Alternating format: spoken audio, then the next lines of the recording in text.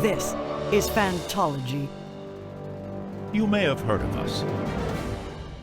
All right, what's up, Wheel of Time fans? This is Stephen, your host from Fantology, along with my lifelong friend Josh, who is filling in for Jake, our usual Wheel of Time expert, if you followed our Wheel of Time videos at all. And like always, we do have Kaden back, our first-time raider, currently finishing The Towers of Midnight. So we definitely will not be doing full series spoilers. And in fact, we're going to start with no spoilers at all past the first book. So, and maybe like some speculation on what could happen at the end of the first season. But to be fair, none of us have seen the end of the first season of the show. So we're definitely not going to be able to spoil that for you. But we're not going to do any major spoilers. We might do some towards the end. So we will let you know. We got some feedback last time saying we wanted to split between non-spoiler and spoilers. So that's what's happening. And before I talk too long, you guys ready to do this? I'm totally ready. I have to recant something I said last episode. I showed my speculation got a little bit overboard, and those were in fact novices that were dressed in white outside the tower. I went back and watched the episode again, and you can see them inside the tower. And I don't know if they're referred to as novices inside the tower, but they're walking around the tower with like the white wrapped around their arms and the white ribbon wrapped around their arms. So that was our episode 5 review where Josh went a little far afield into some speculation, but that's fine. I mean, yeah. we're here for speculation. So on to episode 6. Kaden, okay. You ready for this one? I am, yeah. I missed the last episode. Episode 5 wasn't my favorite, but I like 6 better. So yeah, I'm excited. So let's start with this. Brandon Sanderson has famously said, if you're a big fan of the show, you know this, that he has said that episode 6 was his favorite. And I haven't really heard much about episode 7 or 8. I'm hoping for big things since they're the season finales and they're exciting. If you know what happens at the end of the books, we can expect excitement. But Sanderson did say that episode 6 was his favorite. So do you guys think it lived up to that billing? And like, why do you think he thought it was his favorite? I don't think so. Okay. Let me preface this by saying I like the episode just fine. Like, I think it's solidly middle tier of my favorite episodes for the season. Mine so far has been episode 4. I think I'm probably in the majority with that. But I think I just hyped myself up for this episode that like some crazy things were going to happen. And what it did, I think it did really well, but it also like didn't do a whole lot, like it kind of just moved the whole gang along, to where they needed to be. I thought that it was like the script was pretty tight. I thought that it did a good job in introducing the White Tower politics. I probably care more about the White Tower politics in the show than I ever did in the books. That might be a hot take, but okay. Do you feel the same, Kaden? Because you're reading it right now, so you're the most recent with the White Tower politics. I think it's really hard to pull off politics in a TV show well compared to in the book. I feel like they did a good job. I don't feel like they really conveyed how big the tower is. At least in the book, there's like hundreds and hundreds of Aes Sedai, right? And it feels like it's a really small knit group in the show, which I feel like makes the politics a different feel than in the book. That's fair. And they show, the Hall of the Towers scene with all the sitters, and that's the only time we've seen all of the Aja colors together. And we still haven't really had much of an explanation. Like if you haven't read the books, you understand blue and red and green and yellow has been mentioned a few times. So hopefully you've picked up on that, but like brown, white, gray, you have no idea if you're just watching. Well, one of the X-ray bonus content shorts, I think, goes into it. But if you haven't, I mean, to be fair, if you haven't read the books, you're probably not watching those. I make Mackenzie watch all of them with me. But if you're a casual viewer, yes. Which, side note, it's interesting. Have you seen that? Like, it's always it's like Wheel of Time presented by X-ray or whatever. Like, I think that this is the show that they're using to like to emphasize the X-ray features of Prime Video. Okay. It's like presented by X-Ray. So I think that's why they really got this funding for these shorts and are doing Yeah. them. That's But cool. If you yeah. don't have a Fire Stick, it feels like they're kind of buried. They did make a change to put them on the main menu now, so hopefully more people are seeing them. But it took me a while to find them. I knew it was happening, but I couldn't find it until someone told me on Discord. Well, they're on your phone. It's easier on your phone to watch them. Well, I know, right? But yeah, it still was a little challenging. Anyway, yeah, the tower maybe it does feel a little smaller. Like they have the cool shot, the overhead shot where you can see like how cool the hall is and how big it is, or really how tall it is. I'm a little confused by the height. Like, what are they doing up there as you go higher up? But yeah, you don't see a whole lot of random Aes Sedai walking around. It's the ones you see are the ones that we've seen like several times. So I could see that, and it does have more of like a school feel with a bunch of novice and accepted.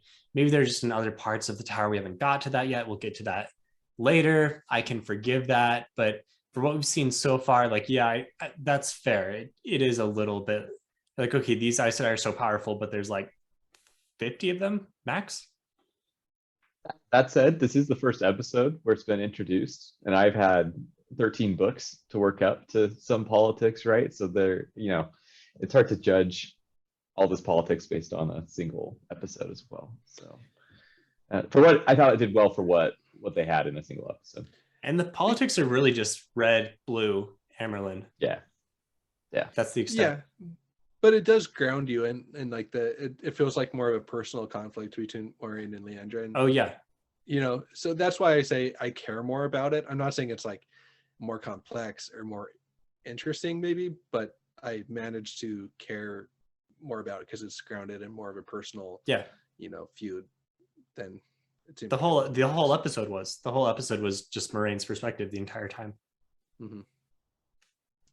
Which I thought, so that's the thing that I have come to appreciate after thinking about it, because at first I was like, hey, that's a decent episode, maybe not the Sanderson hype level. I think it's my second favorite, and I think the reason I do end up liking it a lot was because you have to accept, one, that Moiraine is the main character of at least season 1. And now that you accept that, then this episode is like, okay, we're finally getting the curtain pulled back on our mysterious wizard character. And you see how vulnerable she is in a lot of different situations. And I think that's important for the audience to see that Moiraine is not this all-powerful person.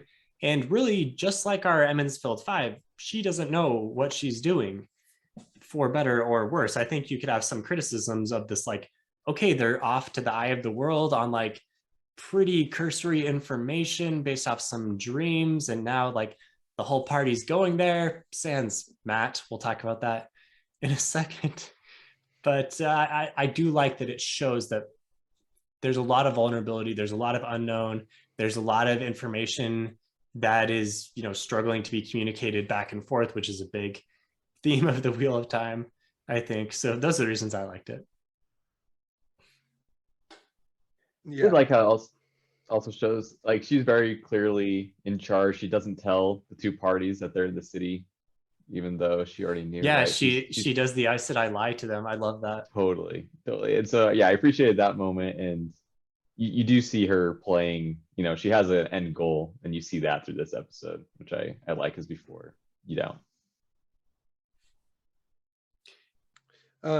Yeah, so my buddy who hasn't read any of the books, but he's pretty into fantasy. He's my brother-in-law, but okay. He said, quote, let's see. Also, I think Moiraine prematurely dragging these kids to the eye of the world is going to lead to some interesting reveals. That was his take. So he also picked up on the fact that like, yeah, this is pretty premature. She probably shouldn't be doing this, but he's intrigued in what it's like. It sounds like he thinks that they're going to reveal who the dragon is, or at least like this is going to be pretty important in the plot. It seems like he's really tracking the stakes and what's going on with where they're at. So that's encouraging to see. Okay, that's good. So the Eye of the World is where the Dark One's prison is now, apparently. A change? Well, maybe, or that's their understanding of it. I think Yeah. I've never really understood what the Eye of the World is. You know, it's just I've read the book. I read the first book twice, and Sure. Do you it's do you a little remember, Kaden? nebulous. I don't. I was trying to So- remember too. I think it's let me It's- try. It's yeah, like yeah, go ahead. It's like a pool of cleansed sardine or something, Right. Yes. And that's pretty much like all. You know, that's where Rand they had to go there in order to try and defeat Shamael is what they thought they were doing. Yeah, and I mean, honestly, I may mess up some details, but in the book, similar to the show, they had some like dreams and some, I think from was it the Ogier or something about the wolves or maybe the Tinkers? Some of these groups were like saying something about sight blinder at the eye of the world. I remember that quote. And so they knew they had to go there. And obviously the Green Man was there. The Green Man, a character that had so much potential, but just died. And yeah, like you said, Josh, it's a pool of untainted sardine that they are able to channel from. And I think it was, so this is where I may get this wrong, but I think it was set up like for this purpose to like help the new dragon be able to do something to like get started. That might be wrong. And maybe we shouldn't like speculate on something that there is a definite answer for. But let us know in the comments what exactly it is, or we will look it up and apologize for not being prepared on that one. But like that's kind of the point, right? Is that this is kind of an interesting thing for them to start the first season or end the first season on, because it was pretty nebulous in the books as well, right? Yeah. So they just kind of go there.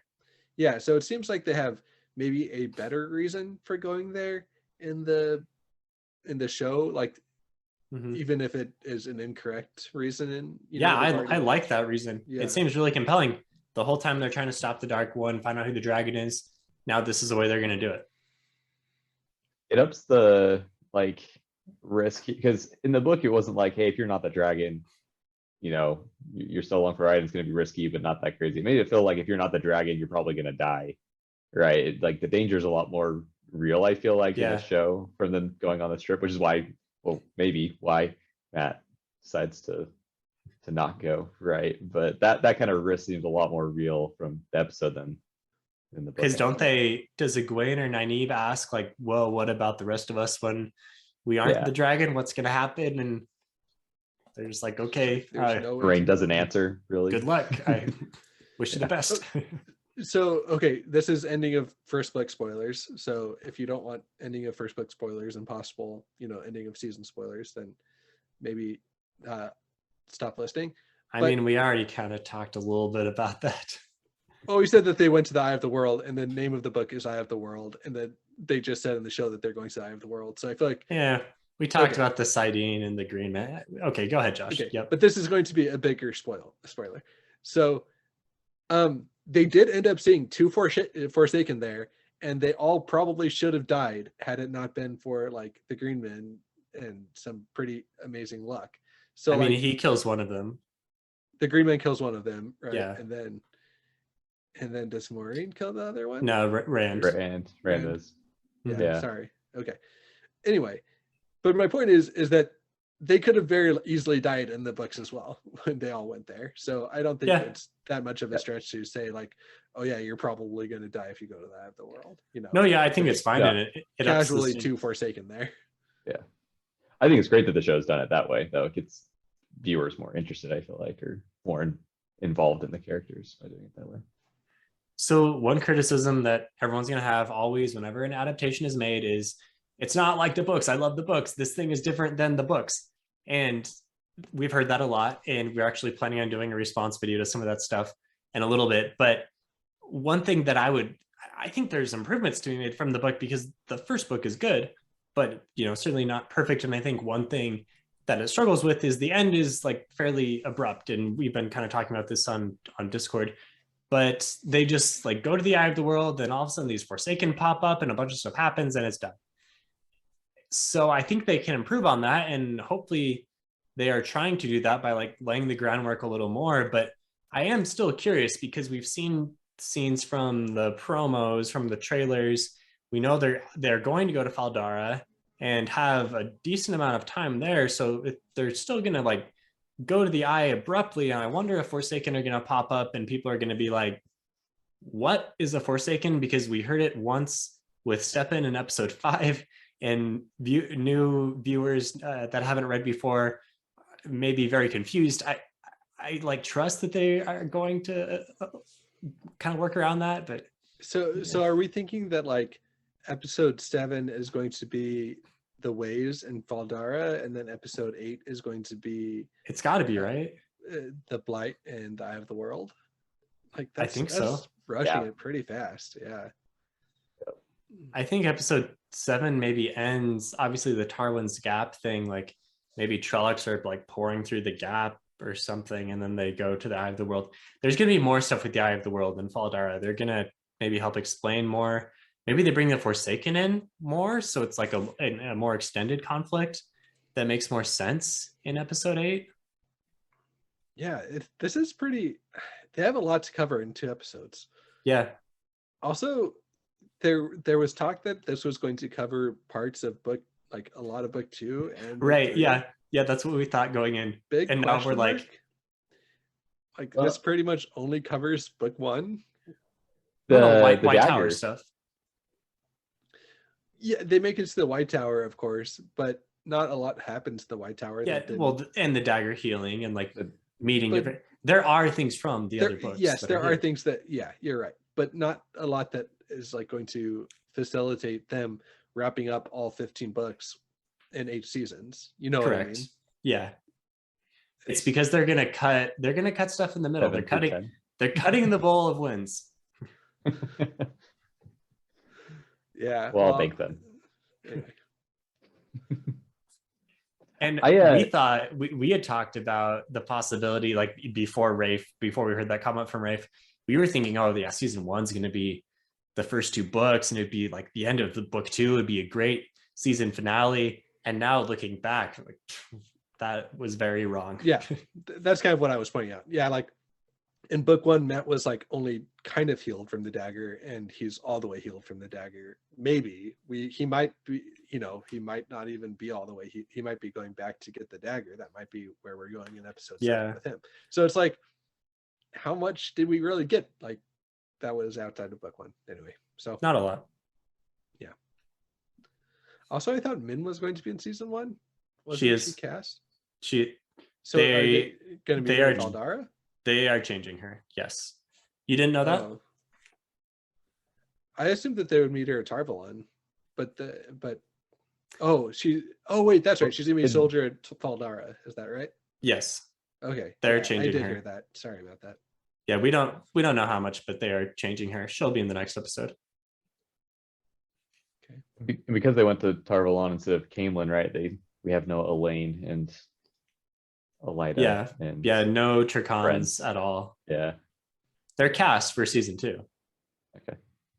Rafe also said Avienda was cast, so I think we can expect her in season 2. All right. So Matt in episode 6, Kaden, do you think we will see Matt in episode 7 or 8?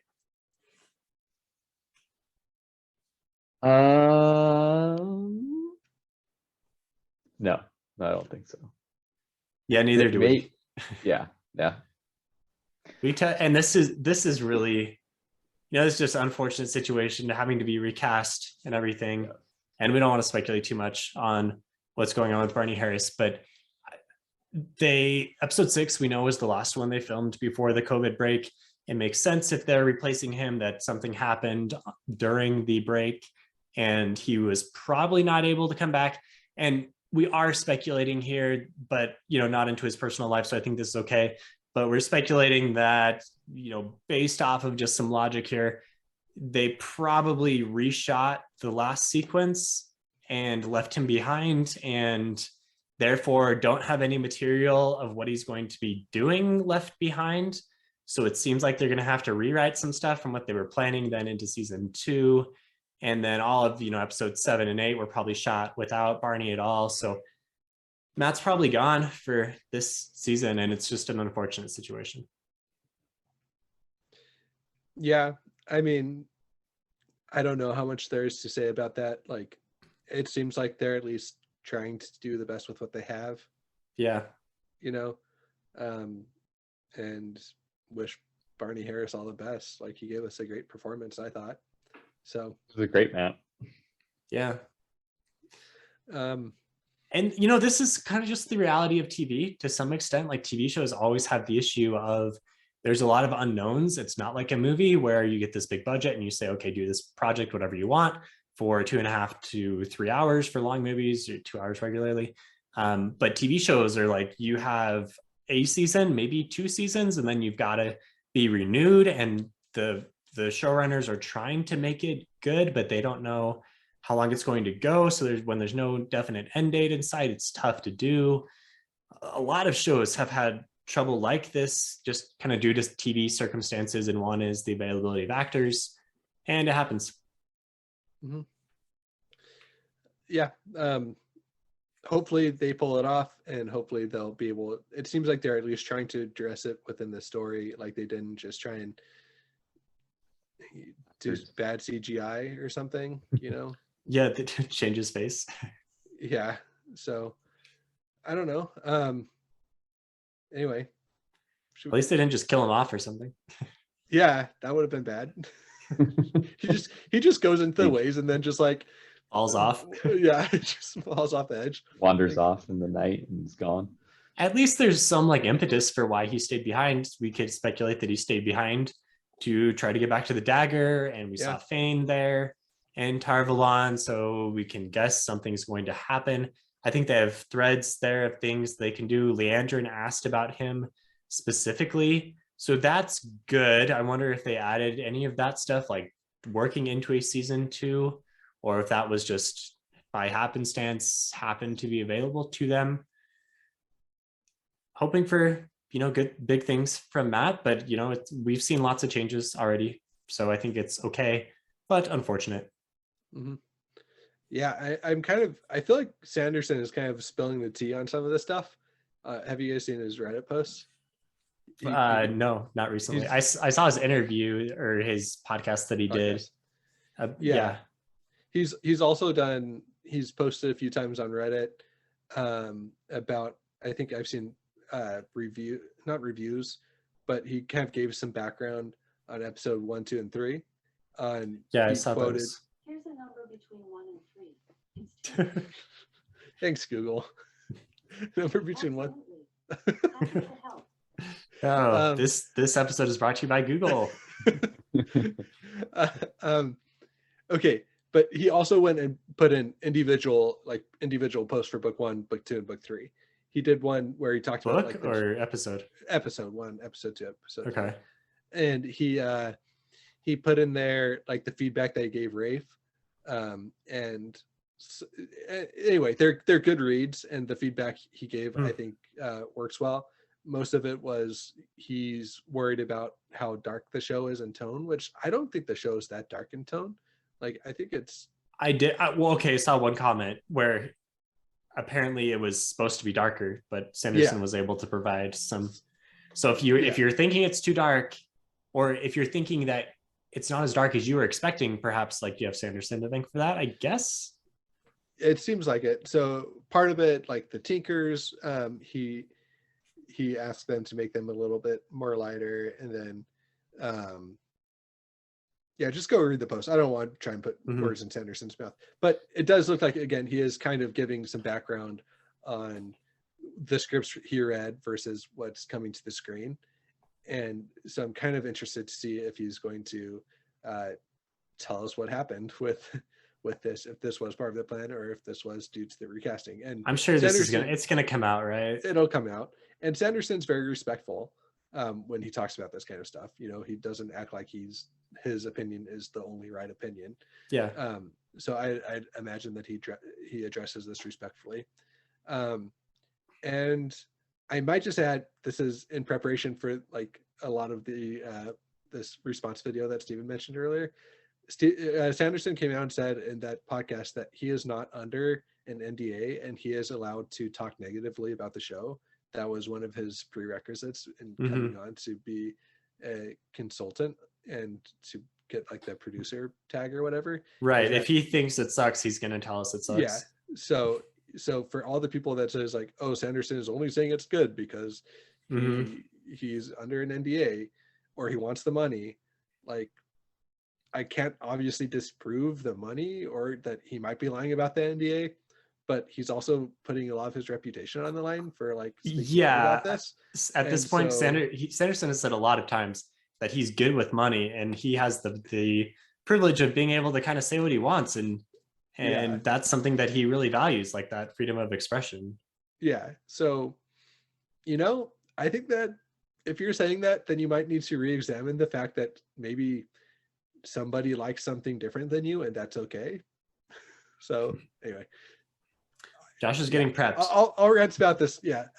Look forward to a video later this week where I will rant about this. And anyway, that's it. Rant coherently and hopefully somewhat respectably. We would hope. Okay. So other things from this episode, probably the biggest thing that the people that Josh is alluding to are upset about is the more forward public, we're actually seeing the Moraine Swan relationship on screen. This is something that is just like hinted at in the books. It for sure happens. Robert Jordan says it for sure happens, but it's not really like in the book, certainly not in the first book. Incorrect, Stephen. Well, okay, there's like one part in New Spring where they kiss. Yes, it is the same level of relationship that is pretty much shown in New Spring on page. But I mean, in the first book, like a lot of people haven't read New Spring. Fine. In New Spring, which is a book written by Robert Jordan, they kiss and it fades to black. In this adaptation, they kiss and it fades to black. It's the same level of implication / the same things happen. So I'm not saying that they're not going to do more in the show, but the fact that this is perfectly in line with what happens on page in canon in the Wheel of Time. That's not, in so much that if there's an agenda, it's the same agenda Robert Jordan was pushing. So there you go. That I will rant more about this too, but that is my. Josh does not have strong feelings about this subject. One thing, so in regards to the agenda thing, one thing that Rafe has said is that he felt that Robert Jordan was very progressive for his time when he was writing books in the 90s and early 2000s. And in hopes of capturing that progressive spirit, Rafe is directing this, trying to also move the agenda in the same way that he thinks Robert Jordan would have in today's time. Like, that is a quote from him. I probably didn't say it exactly correctly, but if you're saying, oh, Rafe has an agenda, maybe he does, but he's trying to, like what he said is he's trying to capture the same agenda that he thinks Robert Jordan would have had. Harriet is a creative director on the show. Like, she's involved. She knew Robert Jordan the best.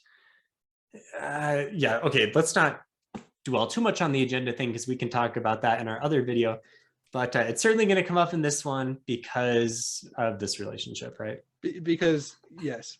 And I will say, because I know people will attack me for this, yes, they were, I believe when they kissed in New Spring, they weren't full on Aes Sedai. I think they were still just accepted. I could be wrong about that. And so I know that maybe like when they're Aes Sedai, most that like quote unquote pillow friend stuff usually goes away. But you know what? Like, this is I guess somewhat of a change. And they've showed a lot of scenes that aren't explicitly in the book. So with the change of, okay, we're in the tower now, that's a change. I don't think it's outside the realm of possibility to think that based off of the situations and circumstances, this would have happened in the show canon. The show is changing some things. They're changing the order of events. And so like here they are back at the tower under these circumstances. Like it makes sense that this would happen.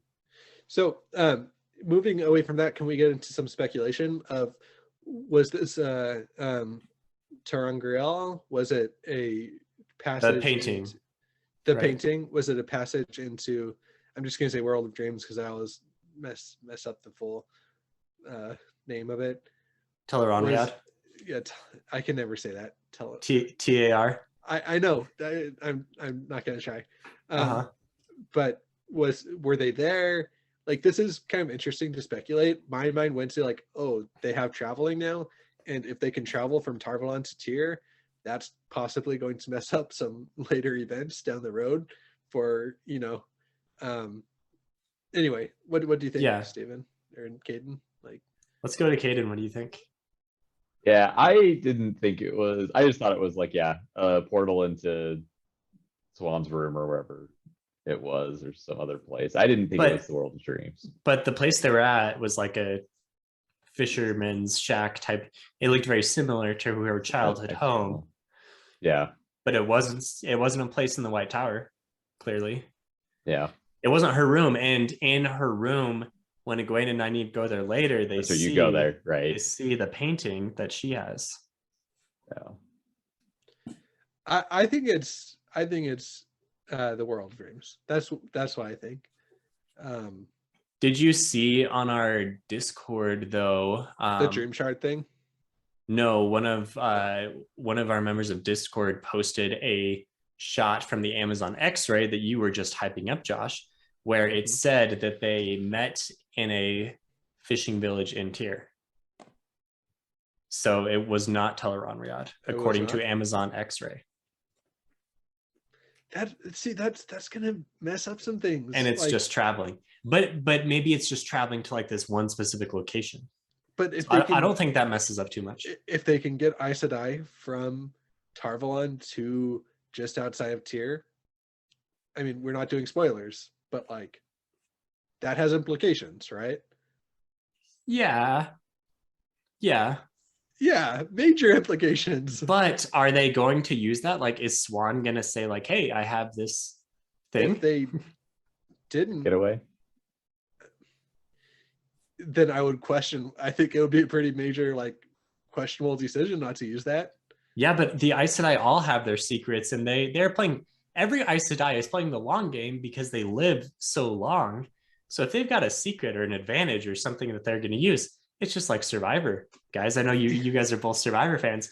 You don't want to use that hidden immunity idol until the last moment. But that is a big moment, the moment that I'm referring to. And if you're not sending, okay. But do you think you're about to be voted out at that moment, Josh? Or could it be that something more serious would happen in the future? I am a big proponent. This is my Survivor strategy. I would play the idol every single time I'm playing it, protecting myself. As soon as you get it, you just play it, and you find and then it. I go find it again. Night. Yeah, it's dumb. I hate it when people go home with idols in their pocket. I'm like, you idiot! Just play the idol. R.I.P. Shan. Anyway, sorry guys. This episode's kind of gotten away from us a bit, but Survivor season finale this Wednesday night.